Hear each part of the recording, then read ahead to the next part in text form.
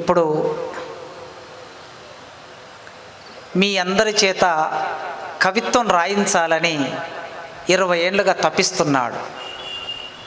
బలపం బట్టి అక్షరాలను దిద్దిస్తూ ఉంటారు కదా పలక మీద. పిల్ల కవులని తయారు చేసి పెద్ద కవులుగా మార్చాలని ఆయన ప్రయత్నం. ఎక్కడెక్కడి నుంచో 2 తెలుగు రాష్ట్రాల నుంచి చిన్న కవులందరినీ సమీకరించి వారు ఒక్కొక్క కవితాపాదాన్ని దిద్దుతూ పుస్తకాలు వేస్తున్న, ప్రోత్సహిస్తున్న యాకూబ్ గారు తన కవిత వినిపిస్తారు.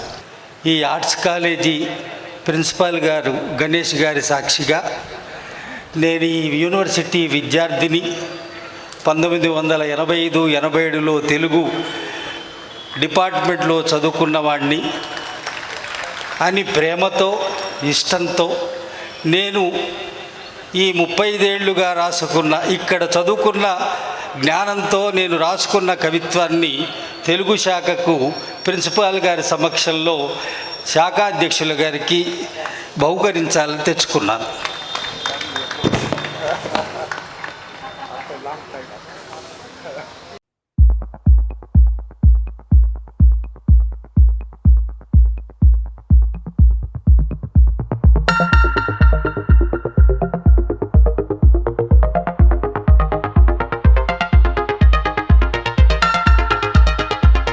గారు కవితా వసంతం. సుజల విమల కీర్తనలో, సుఫలాశయ వర్తనలో, జలం లేక ఫలం లేక జలం ఎండుతున్నది. మలయజ శీతల పదకోమల భావన బాగున్నా,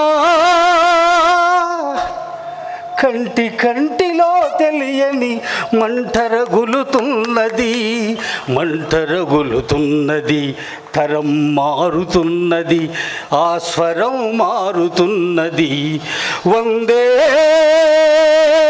మాతరం, వందే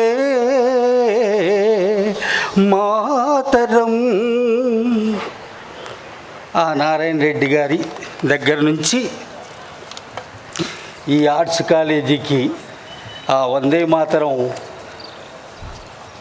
గీతాన్ని ఈ ఆర్ట్స్ కాలేజీకి తెలుసు, గోడ గోడకు నేను పాడిన ఆ గీతం కాబట్టి ఆ పాడని గుర్తు చేస్తూ, యాకూబులు కదా, యాకూబులు కదా అంటే ఒక సాయిబు కదా, ఒక తురకవాడు కదా, ఒక ముస్లిం కదా. కాబట్టి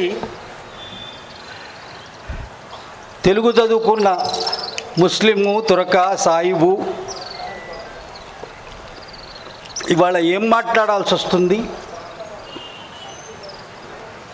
ముస్లింలలో ఉన్న అంతరాలు, తమలో ఉన్న తమ అంతరాల గురించి మాట్లాడుకోవాల్సి వస్తుంది. అన్నయ్య బ్యాగులు తర్వాత ఇచ్చుకో, కొద్దిగా మూడ్లోకి వస్తున్నా.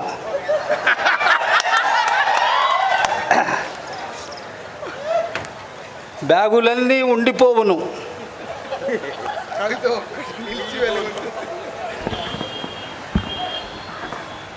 నేను ఇవాళ నా లోపలి వాళ్ళ వివక్షల గురించి మాట్లాడుకోవాలి. నేను తప్పనిసరిగా మాట్లాడుకోవాల్సింది దేశభక్తి గురించి.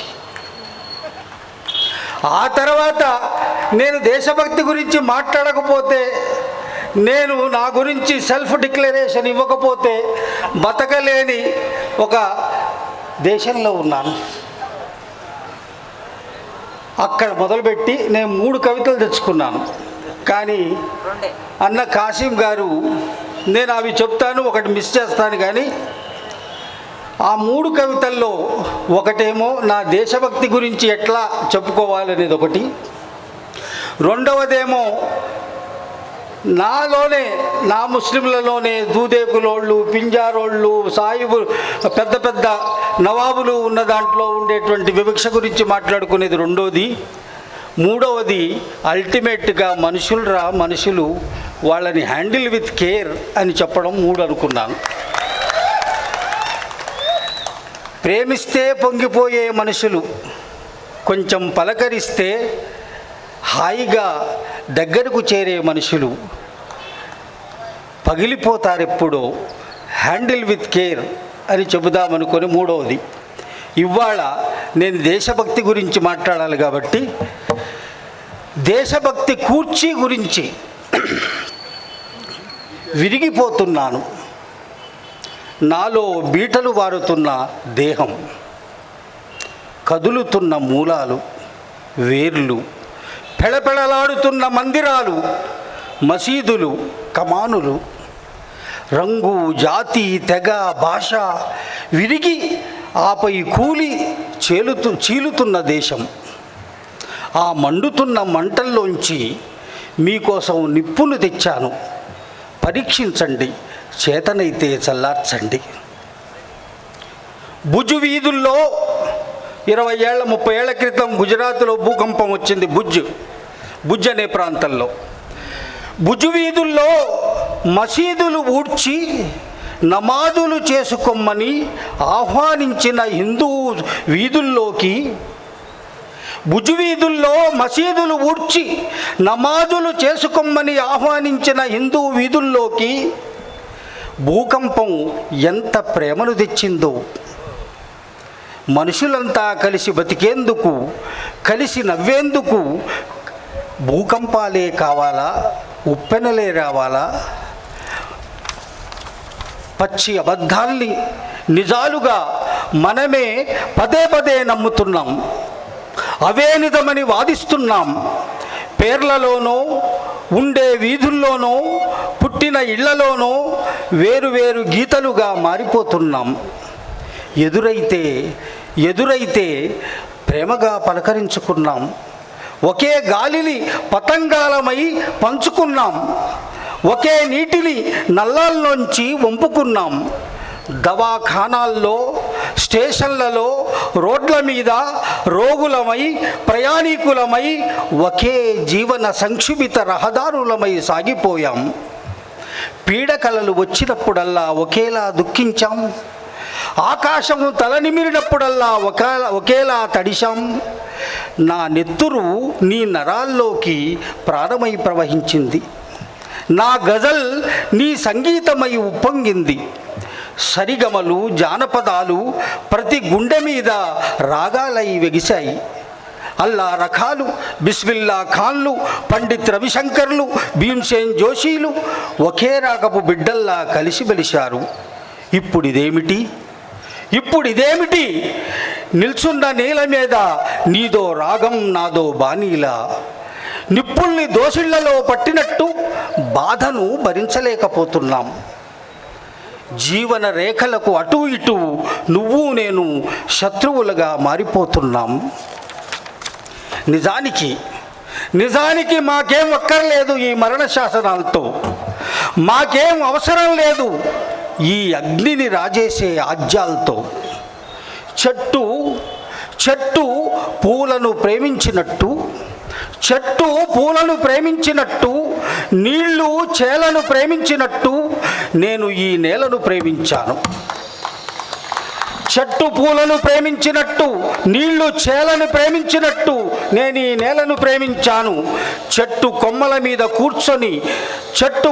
మీద కూర్చొని మేలుకొలుపులు పాడే పక్షిలా నేనెప్పుడూ దేశభక్తి గురించే మాట్లాడాను.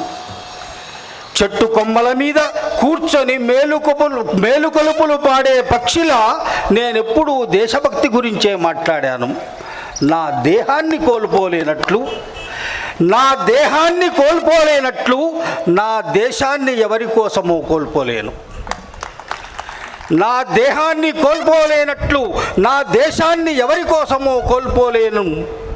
ఉప్పలమ్మల్ని, బొడ్రాయిల్ని పూజించాను.